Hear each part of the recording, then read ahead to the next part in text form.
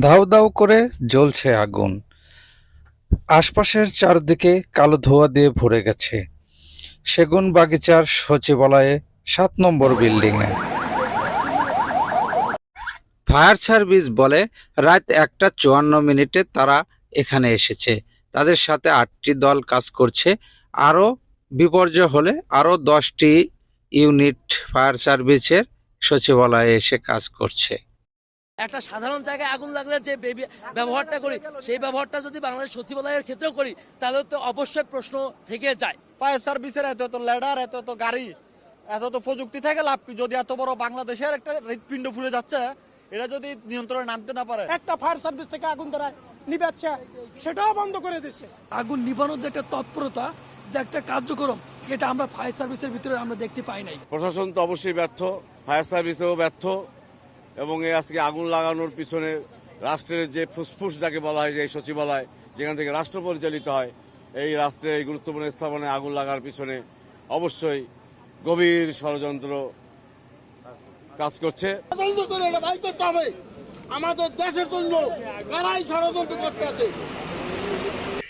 সচিবালয়ের ৭ নম্বর বিল্ডিংয়ের আগুনটা ছড়িয়ে পড়ছে আশপাশের এলাকায়। ১৮টি ফায়ার সার্ভিসের সাথে কাজ করছে সেনাবাহিনী, পুলিশ এবং আর্ম ব্যাটালিয়ন পুলিশ।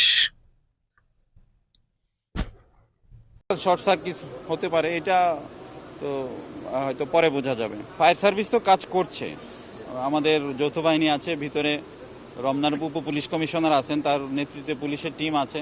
আসলে এখনই সব কিছু তো বলা সম্ভব না, আগুনের পরে নিশ্চয়ই যখন ইনভেন্টরি হবে, তারপর দেখা হবে কি কি ক্ষতি হয়েছে, ওই সময় এই জিনিসগুলো বোঝা যাবে।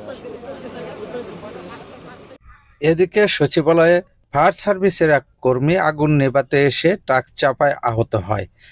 দক্ষিণ পাশের ১ নম্বর গেটে ট্রাক চাপায় এই মর্মান্তিক আহত এখন গুরু। পিছন দিক থেকে এমন ভাবে ইচ্ছাকৃত, একেবারে ভাই পুরা একেবারে ইচ্ছাকৃত ভাবে ওনাকে মেরে চলে গেছে ডিরেক্ট। সেখান থেকে আমরা তাকে আটক করেছি, তার গাড়ির কাগজ আর তাকে সাথে করে নিয়ে আসছি। বলতেছে যে আপনারা টাকার একটা দেখাচ্ছে, বা আপনারা আমাদের মধ্যে সমাধান করেন, আমরা চলে যাই। ওনাদের ড্রাইভার তারপরে বলতেছে ভাই আমাদের ওইখানে নিয়ে আমার মেরে ফেলবে, ভাই বের হয়ে যাবে। তো আমরা বলছি না, তুমি ওইখানে যাবা। ওরে বাইকের উপরে উঠে নিয়ে চলে আসবে।